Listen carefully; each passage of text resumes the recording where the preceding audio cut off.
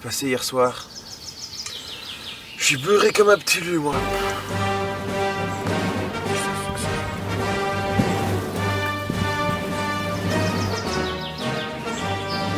Allô Jean-Luc? Allô? Il est 8h02, t'es en retard, je voudrais mon café. Et je te rappelle qu'il me faut une concentration de 0,3 moles par litre en sucre, ok? Oui. J'arrive tout de suite. Allez, on se dépêche. Bon ben, pas trop le choix. Mais dis-moi Marc, comment calcule-t-on la quantité de sucre à dissoudre dans un café? Eh bien c'est très simple Jean-Luc, il va simplement falloir passer d'une concentration molaire en une concentration massique. Mais attention Jean-Luc, il va falloir veiller à ce que la solubilité du sucre dans le café ne soit pas dépassée. La solubilité, c'est la quantité maximale de sucre qu'on peut dissoudre dans un certain volume d'eau, ou ici en l'occurrence de café. Allez en route Marcel, allons aider Jean-Luc. Et heureusement qu'il n'a pas été arrêté par la police hier soir. Sinon on aurait dû aller chercher en cellule de déguisement.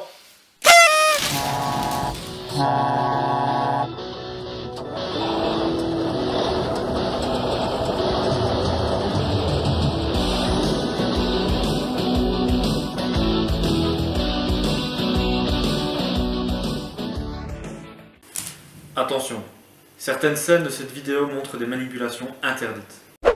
Mais rassurez-vous, François et moi, on vous indiquera toujours quand une chose autorisée ou interdite arrivera, de sorte que tout le monde respecte les règles une fois arrivé au labo. Donc, toutes les choses illégales que vous verrez dans cette vidéo, vous n'avez pas intérêt à les faire vous-même. Sinon... Et rassurez-vous à nouveau, ce que vous allez voir dans ce film est sans risque pour les acteurs grâce à quelques trucages de 7 art. Bon, elle est où la tasse de mélange? Ah la voilà. Bon, j'ai des morceaux de sucre, ma tasse de café, j'allume la machine à café.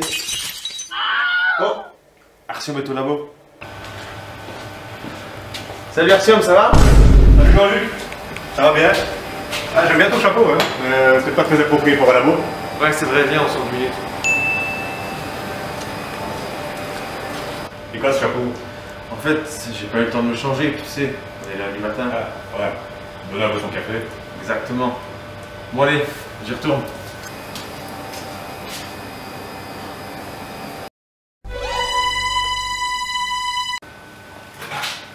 D'ailleurs Marc, as-tu calculé la masse de sucre qu'il faut rajouter dans le café? J'allais justement le faire Jean-Luc. On va donc passer d'une concentration de 0,3 mol par litre à une certaine masse de sucre à ajouter dans les 250 ml du café de Monsieur Henrich. Alors Monsieur Henrich veut du sucre à du 0,3 mol par litre. Le sucre c'est du saccharose, c'est du C12H22O11 et sa masse molaire vaut 342 g par mol. Alors le nombre, pour calculer la masse de sucre qu'il faut, on peut déjà calculer sa concentration massique qui est égale à la concentration molaire multipliée par la masse molaire et ça nous donne donc 0,3 fois 342, ce qui donne une concentration massique de 102,6 g par litre. Le volume de la tasse de M. Henrich étant de 250 ml, ce qui fait 0,25 litres, on peut calculer la masse de sucre qu'il faut en faisant simplement la concentration massique multipliée par le volume, ce qui nous donne 102,6 fois 0,25, ce qui donne 25,65 g de sucre qu'il faudra mettre dans le café de M. Henrich. Tu vas donc devoir ajouter un peu plus de 25 g de sucre dans le café de M. Henrich pour atteindre une concentration d'un peu plus de 100 g par litre. Regardons si ça fonctionne par rapport à la solubilité du sucre. Le sucre est très soluble dans l'eau.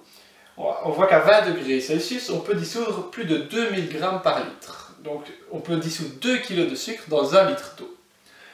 De plus, le café se buvant à une température un peu plus élevée que 20 degrés, on va avoir la solubilité qui augmente. Et si on a un café qui est à 60 degrés, au-delà, ça devient un peu moins bon pour la santé. Donc 60 degrés, on peut dissoudre 3000 g de sucre dans 1 litre. Donc ça veut dire que les 100 g de sucre par litre ne devraient pas poser de problème. Donc tu n'auras aucun souci pour dissoudre la quantité de sucre qui est nécessaire. Bon ben, tout est dissous, il n'y a plus qu'à le lui apporter. Jean-Luc, tu as confondu les deux berlins. Tu as pris celui que j'utilisais pour mon expérience. Oh non, qu'est-ce qu'il y avait dedans? Eh bien, juste des petites quantités, mais il y avait du magnésium, Oh, c'est bien pour Benoît ça. Car une eau riche en magnésium a des pouvoirs bénéfiques contre la fatigue, le stress et les maladies cardiovasculaires. C'est le cas de l'eau Contrex que je bois tous les jours. Mais il y a aussi du plomb. Ah, c'est toxique ça. C'est peut-être pas plus mal pour Benoît ça. Attendons quand même qu'il ait mis au moins 7 fûts à la revue des ingénieurs. T'as raison. Bon, bah je vais devoir faire un autre café. Mordicus, il n'y a plus de sucre. Pardi, si seulement il y avait un moyen de ne retirer que le plomb de la solution. Mais, Marc, c'est possible ça? Bien sûr, on va faire ce qu'on appelle une précipitation sélective. Alors une précipitation sélective, qu'est-ce que c'est? C'est une manipulation qu'on peut réaliser en laboratoire qui permet de récupérer une espèce qui est en solution. On a une solution qui contient différents ions et on aimerait récupérer un seul de ces ions. On va alors ajouter un réactif qui va réagir avec l'ion en question pour le faire précipiter. On aura donc une forme solide de ce composé et il ne restera plus qu'à passer la solution à travers un filtre. Le filtre va bloquer le solide qui sera bloqué sur le filtre alors que le reste de la solution passera à travers le filtre. On récupérera donc l'ion qui nous intéresse sous forme solide sur le filtre et le reste de la solution, donc tous les autres ions, seront dans la solution qui sera passée à travers le filtre. Alors ici, on est en présence de plomb et de magnésium. Donc le plomb Pb2+, et le magnésium Mg2+, et on va ajouter du OH- pour pouvoir précipiter le plomb et garder le magnésium en solution. Le OH-, il va réagir avec le plomb. 2 OH- plus 1 ion de plomb vont donner du PbOH2. Le PbOH2, c'est solide. On va donc obtenir le plomb sous forme solide. On va ajouter assez de OH- pour que tout le plomb passe sous forme solide et pouvoir ainsi récupérer la majorité du plomb qui est en présence dans la solution. Donc on aura du PbOH2 sous forme solide et du magnésium Mg2+, sous forme aqueuse. Maintenant il faut faire attention que si on ajoute du OH-, le Mg2+, peut lui aussi réagir avec le OH- pour donner du MgOH2, qui est lui aussi solide. Donc si on a deux solides dans la solution, on ne pourra plus, après filtration, séparer le PbOH2 et le MgOH2. Ce n'est pas ce qu'on veut, on veut garder le magnésium dans la solution. On va donc calculer la quantité de OH- qu'il faut pour précipiter uniquement le Pb2+, et garder le Mg2+, en solution. Donc on peut d'abord faire l'expérience dans l'eau pure à 25 degrés pour voir si ça fonctionne. Et ensuite on la fera dans le café. Ça va.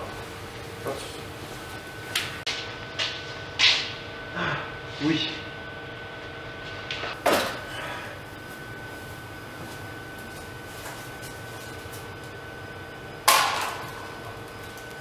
Alors ici nous avons une solution 250 ml pH 7 contenant les ions Pb2+, Mg2+, tous les deux 0,005 mol. À côté nous avons une solution d'hydroxyde de sodium NaOH 0,1 molaire très précise. Et alors on va mettre le NaOH dans la burette graduée, bien au trait comme on l'a expliqué la dernière fois, et on va mettre la quantité nécessaire pour commencer à précipiter le plomb selon les calculs de Jamy. Marc, as-tu une idée de la quantité de NaOH qu'il faut ajouter pour précipiter le PbOH2? Je vais commencer le calcul. Donc on cherche la concentration en OH- nécessaire pour que le premier ion de Pb2+ précipite et donne du PbOH2.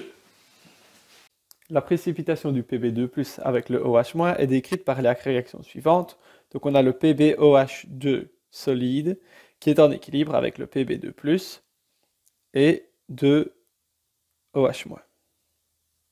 Tous les deux aqueux. Cette réaction est décrite par une constante d'équilibre, le Kps, qui est égale au produit des concentrations de Pb2+ et de OH- au carré vu le coefficient 2.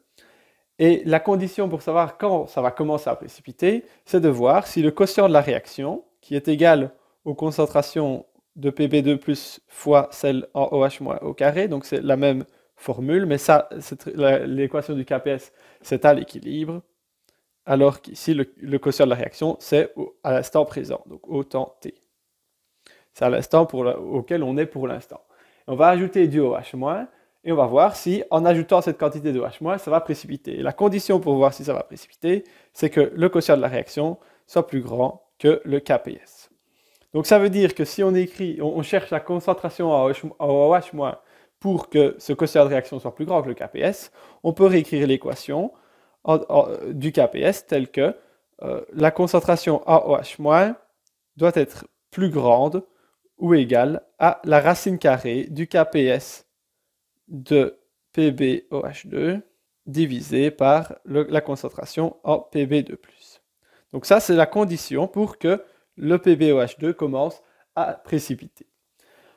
On connaît la valeur du KPS. La concentration en Pb2+, on peut la calculer vu le nombre de moles qui sont présentes dans la solution. Donc on a un volume de 0,25 litres et un nombre de moles de Pb2+ initial qui est égal à 0,005 moles, ce qui nous donne une concentration en Pb2+ initiale de 0,05 divisé par 0,25 égale à 0,02 moles par litre. On connaît donc le KPS et la concentration en Pb2+ initiale. On peut donc trouver la concentration en OH- nécessaire pour que le PbOH2 commence à précipiter.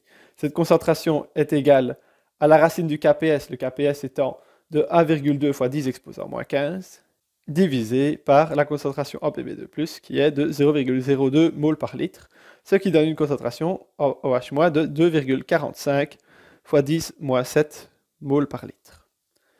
Alors, on sait qu'on est à pH 7, donc pH 7, ça veut dire que la concentration en OH- est égale à 10 exposant moins 7, et donc on voit qu'il va falloir ajouter très peu de OH- pour atteindre le début de la précipitation. Alors ici, attention, quand j'ai fait ce calcul-ci, j'ai considéré que le volume de la solution restait constant, même après l'ajout de OH-. Cette hypothèse est valable ici parce qu'on va ajouter très peu de OH- pour commencer à précipiter le PbOH2, mais dans la suite des calculs, il va falloir prendre en compte ce volume qui va évoluer quand on va ajouter la solution de NaOH dans la solution initiale. On peut enfin vérifier que le Mg2+ ne va pas précipiter directement quand on va ajouter du OH-. On fait en fait exactement le même raisonnement. L'équation d'équilibre de précipitation du Mg2+, c'est le MgOH2 qui est en équilibre avec le Mg2+, et 2OH-, ce qui donne comme condition que la concentration en OH- doit être plus grande ou égale à la racine du KPS de MgOH2 divisé par la concentration en Mg2+ dans la solution. La concentration Mg2+ étant la même que celle de Pb2+, vu qu'on a le même nombre de moles, et connaissant le KPS, on peut trouver que le Mg2+ commencera à précipiter quand la concentration en OH- sera plus grande que 4,56 fois 10 moins 5 moles par litre. On voit donc qu'on a quand même un certain range de concentration de OH- dans lequel on va pouvoir précipiter uniquement du PbOH2 et pas de MgOH2. On ajoute donc quelques premières gouttes de NaOH. Oh, c'est super beau! Et on voit que du PbOH2 solide de couleur blanche est formé.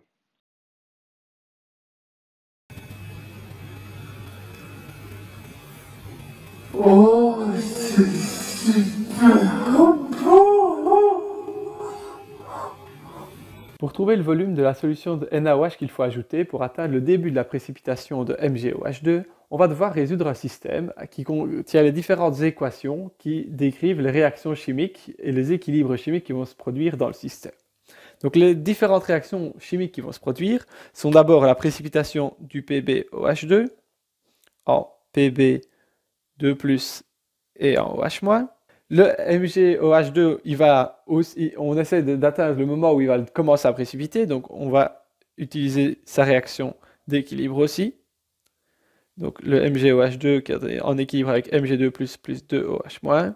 Et évidemment, vu qu'on est aux alentours de pH 7, on va devoir considérer l'autoprotéise de l'eau, qui est que 2 H2O liquides sont en équilibre avec H3+ aqueux et OH- aqueux.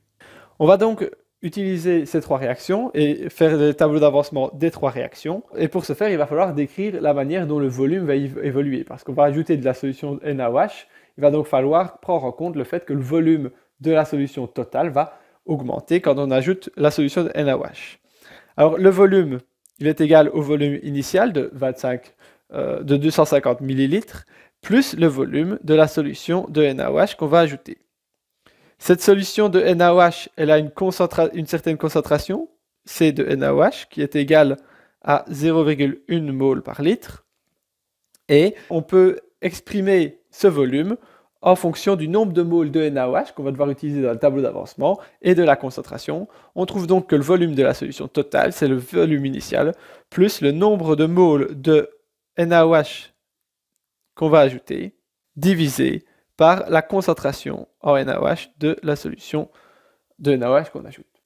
Et donc ce volume n'est pas constant tout au long de la manipulation. Alors les nombres initiaux de chacun des réactifs et produits de ces réactions sont connus aussi. Le nombre initial de moles de Pb2+, est égal au nombre de moles de Mg2+, qui est de 0,005 moles. Et pour connaître le nombre initial de moles de OH- et de H3+, on utilise la valeur du pH qu'on connaît. Donc avant qu'on ajoute de la solution de NaOH, il y a quand même déjà du OH- et du H3+ dans la solution initiale, puisque le pH est égal à 7. Ça veut donc dire que la concentration en H3+ est égale à 10 exposant moins 7 molaires, et c'est aussi le cas pour la concentration en OH-. Et donc les nombres de moles de H3+ initiaux, et il est égal au nombre de moles de OH- initial, et il est donc égal à 10 exposant moins 7 moles par litre fois le volume de 0,25. Ici, c'est le volume initial, qu'on est avant d'ajouter de la solution de NaOH, ce qui nous donne un nombre de moles initial en H3+ et en OH- égal à 2,5 fois 10 exposant moins 8 moles. Maintenant qu'on connaît les nombres de moles initiaux de tous les termes des réactions qui vont intervenir dans les équations d'équilibre, on peut écrire les tableaux d'avancement des trois réactions. On est maintenant au moment où on va commencer à précipiter du MgOH2, donc ça veut dire qu'on aura ajouté du NaOH pour atteindre ce moment précis. Donc on va calculer le nombre de moles de NaOH qu'on a ajouté pour atteindre ce moment-là.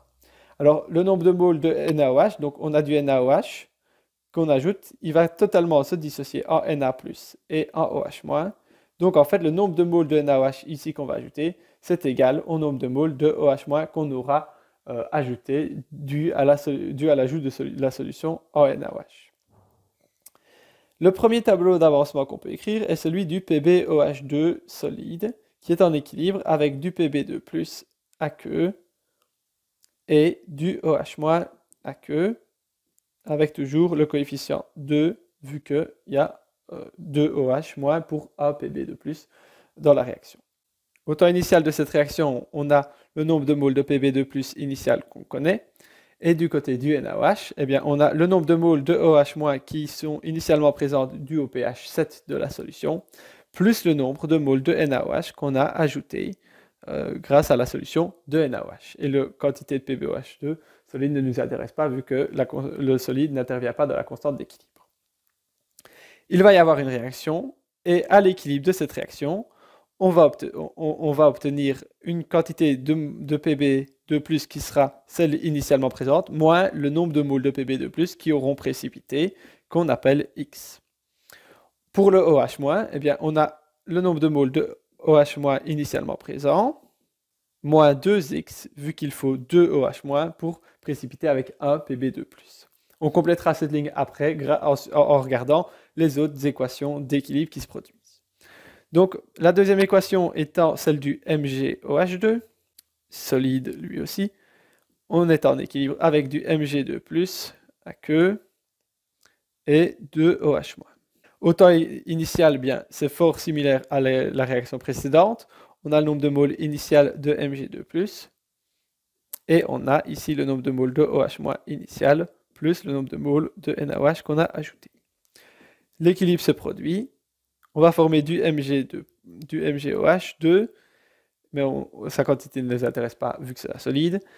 Et on va avoir le nombre de moles de Mg2+, initial, moins une quantité Y de Mg2+, qui aura précipité. Ce qui donne à l'équilibre pour le OH-, eh bien, on a le nombre de moles initial de OH-, plus celui dû à l'ajout de NaOH. Et on a les moins 2x de la réaction précédente.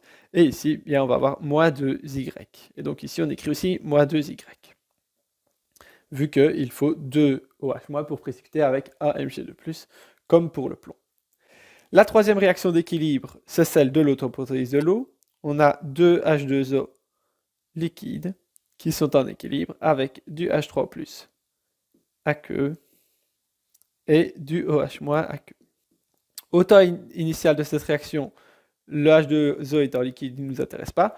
On a ici le nombre de moles initial de H3+, du OPH, le nombre de moles de OH- initial du OPH, plus le nombre ici de moles dû à l'ajout de la solution NaOH. Et ensuite, l'équilibre va se produire.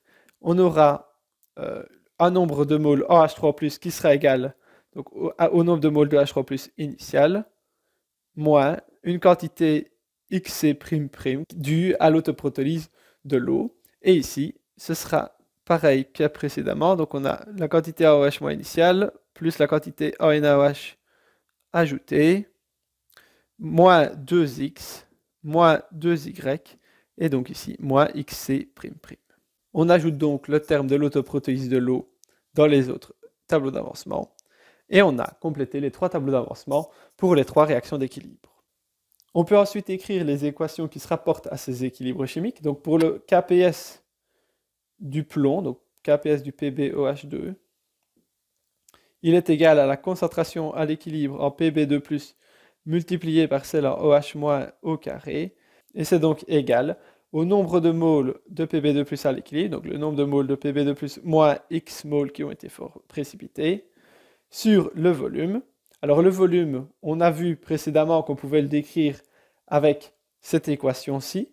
Donc le volume, c'est le volume initial plus le nombre de moles de NaOH divisé par la concentration de la solution en NaOH.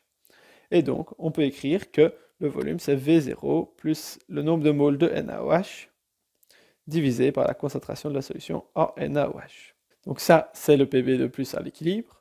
On a maintenant la concentration en OH- à l'équilibre. Donc on a le nombre de moles de OH- initial, plus le nombre de moles de NaOH qu'on a ajouté, moins 2x, moins 2y, moins xc'', qu'on divise par le volume, qui est donc V0 plus le nombre de moles de NaOH divisé par la concentration en NaOH.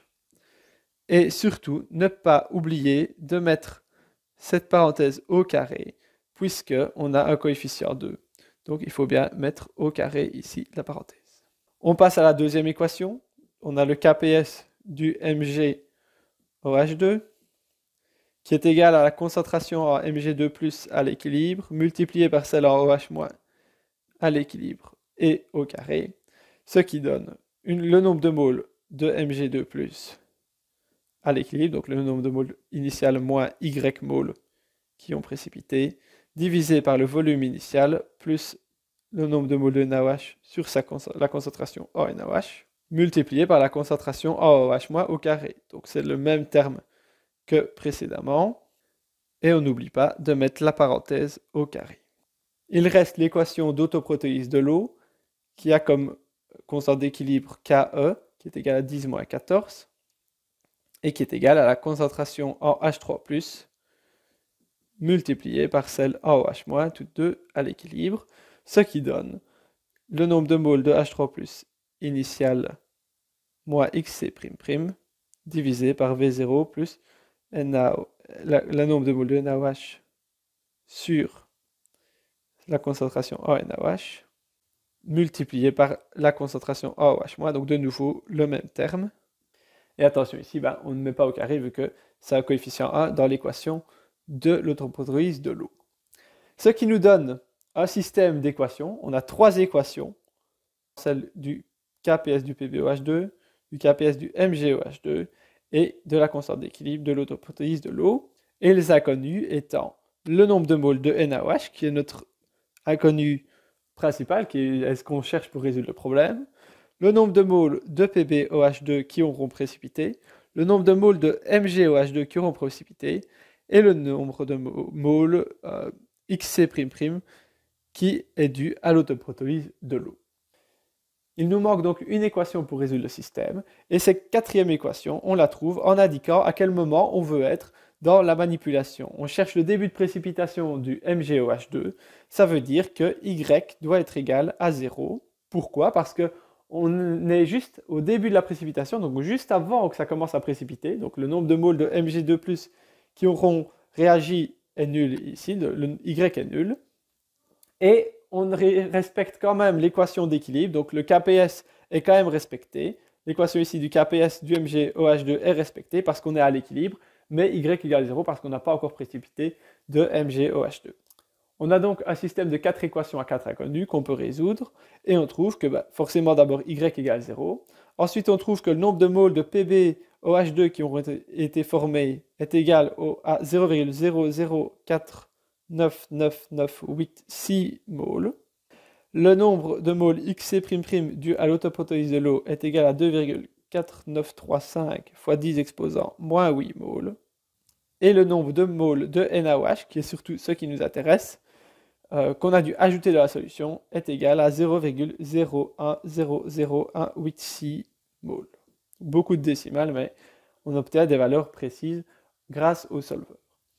On trouve donc que le volume de la solution en NaOH, qui est notre inconnu, qui est ce qu'on cherche pour savoir quand le MgOH2 va commencer à précipiter, il est égal au nombre de moles de NaOH qu'on a ajouté divisé par la concentration de la solution en NaOH, et c'est donc égal à 0,1000186 litres, ce qui donne 100,186 millilitres. Donc ça, c'est le volume de NaOH, que si on l'ajoute dans la solution, on va avoir du PbOH2 qui va précipiter, et on va être juste au début de la précipitation du MgOH2. À partir de cette valeur-là, on peut calculer différents critères qui peuvent être intéressants et qui décrivent le système à ce moment-là, donc juste au début de la précipitation du MgOH2. Premièrement, on peut calculer la concentration en OH- dans le système. Donc cette concentration est égale au nombre de moles de OH- initial. Donc je réécris la dernière ligne du tableau, la ligne d'équilibre du tableau d'avancement pour le OH-. Donc moins 2x, moins 2y, moins xc'', avec y qui est nul, qu'on divise par le volume initial plus le volume de la solution de NaOH qu'on a calculé juste ici. Et on trouve que cette concentration est égale à 5,39 fois 10 exposant moins 5 moles par litre. Jamy ayant oublié d'appuyer sur le bouton enregistrer pour la suite de l'exercice, nous allons résoudre la fin sans l'image. Donc on atteint un pH qui est égal à 14 plus le logarithme de la concentration en OH- que nous avons calculé juste avant, c'est donc égal à 9,73. C'est le pH de début de précipitation du magnésium.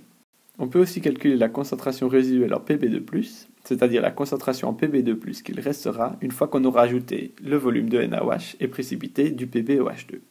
Cette concentration peut être calculée en utilisant l'équation d'équilibre du PbOH2, puisque l'équilibre est toujours respecté.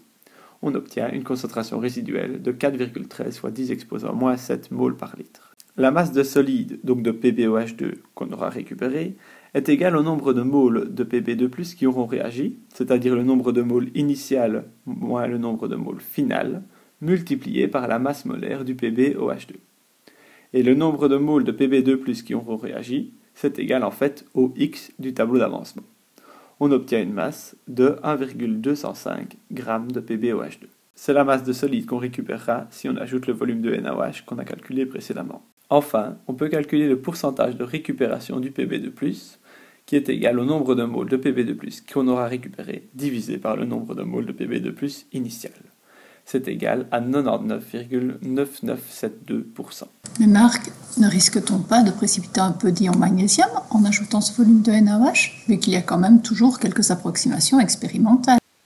Et oui, en effet, il vaut mieux diminuer le volume de OH- si on veut être sûr de ne pas précipiter de MgOH2.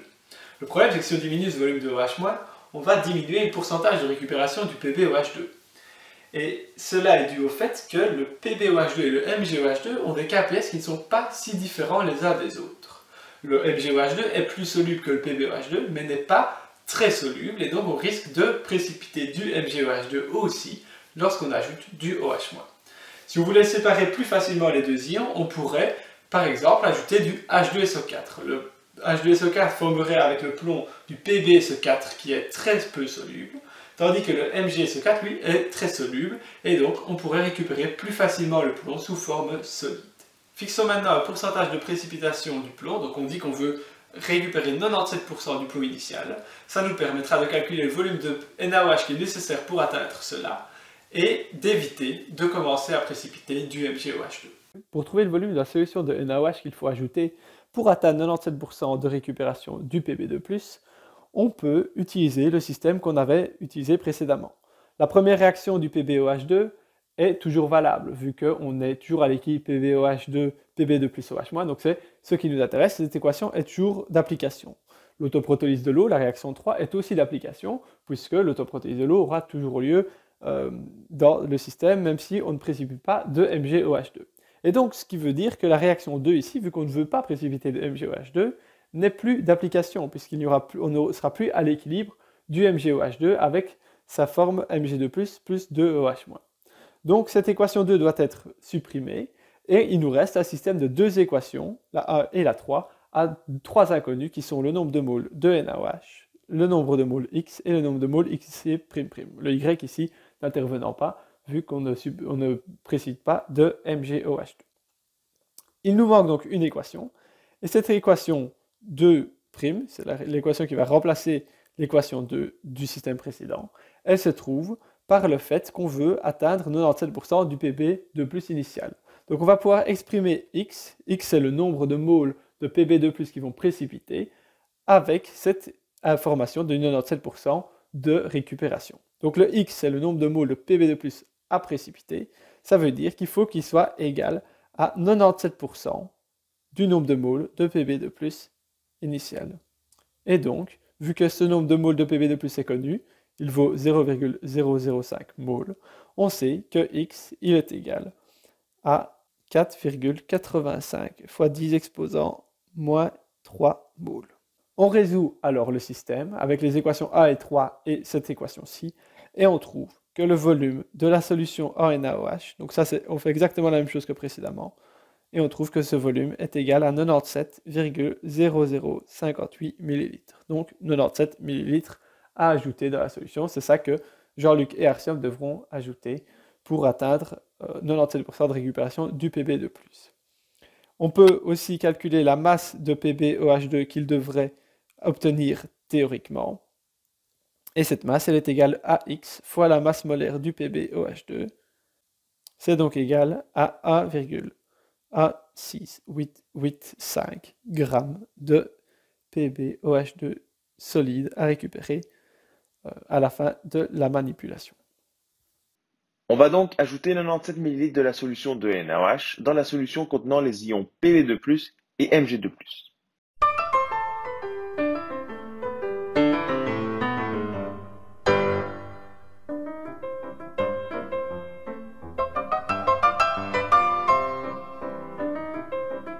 On voit que de plus en plus de solides se forment au fur et à mesure de l'ajout du NaOH.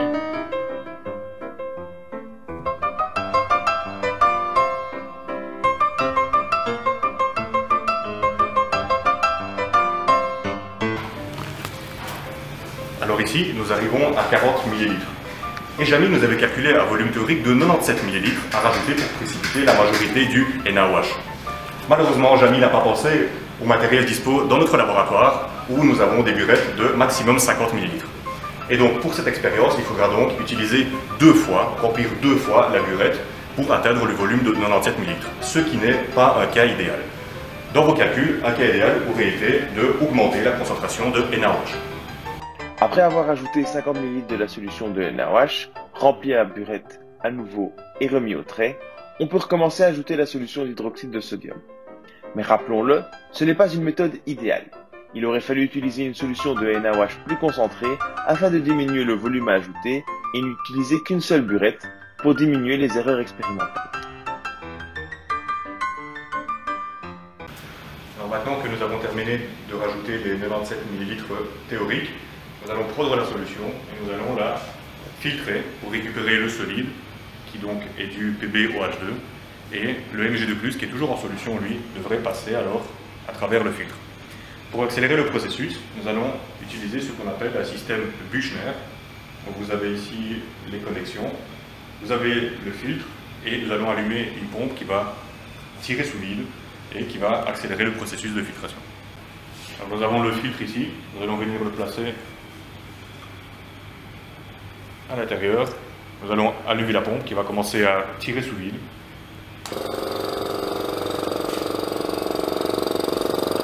Et pour vous montrer que cela marche bien, nous allons faire passer un tout petit peu d'eau.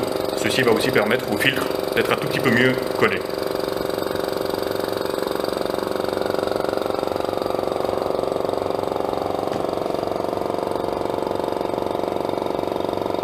Et donc vous filtrez notre solution.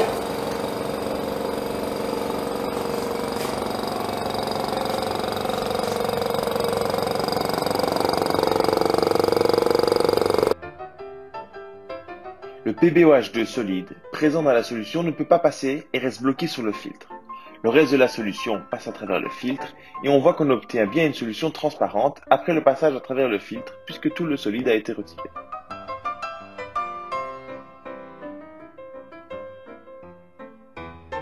Plus il va y avoir de solide sur le filtre, plus le liquide aura du mal à passer à travers et plus le processus sera lent.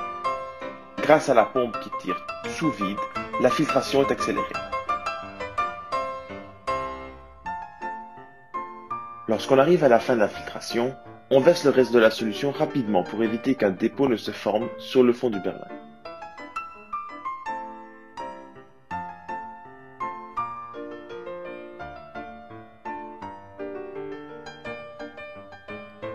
On attend ensuite que tout le liquide soit passé à travers le filtre.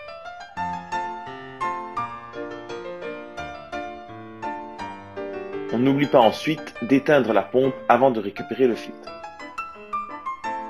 On a fini la filtration et on va maintenant récupérer le solide pour le passer dans les cuves pour le sécher.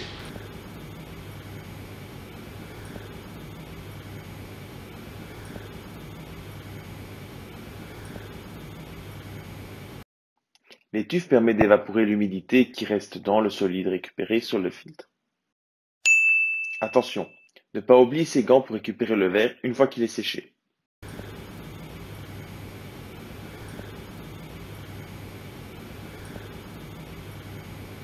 On a récupéré le solide. Il ne reste plus qu'à le peser. Mais comment est-ce qu'on peut faire? Alors étant donné qu'il y a vraiment très peu de matière, ce que je recommande c'est plutôt de calciner. On va mettre ça à très haute température. Le filtre, c'est un filtre spécial qui ne fait pas de cendre, il va entièrement partir en CO2 et ce qu'il restera, ce sera uniquement de l'hydroxyde de plomb.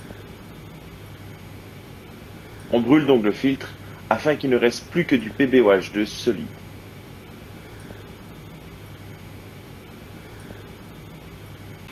Donc je mets ce qui reste sur la balance analytique.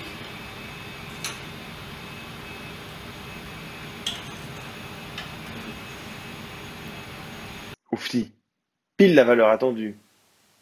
Eh bien, quelle précision. Tu peux maintenant faire la même chose pour le café. Il faut juste faire attention que les conditions changent. On n'est plus à pH initial de 7. Il y a sans doute d'autres ions en présence de la solution et surtout la température a augmenté. Ça veut dire que les constantes d'équilibre ont changé, la solubilité est différente et donc il faut adapter les calculs en fonction de cela. Et n'oublie pas que le café est pour Benoît, donc il faut qu'il soit parfait.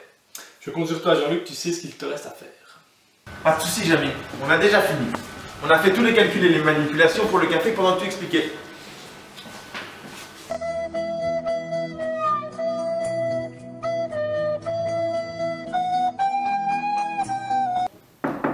Entrez. Voilà comme promis. C'est pas trop tôt, hein? T'as passé ta journée à te balader avec Marc ou quoi?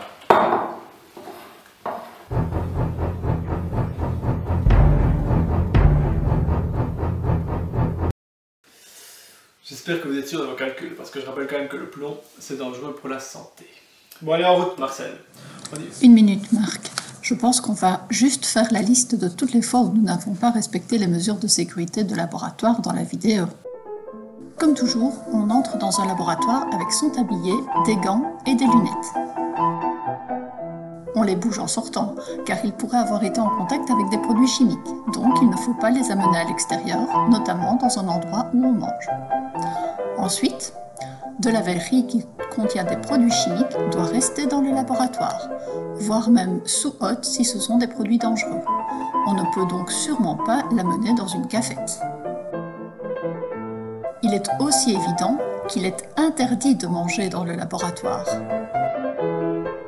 Et pour finir, même vide, de la verrerie de laboratoire ne peut pas être rangée dans la même armoire que du matériel destiné à un usage alimentaire.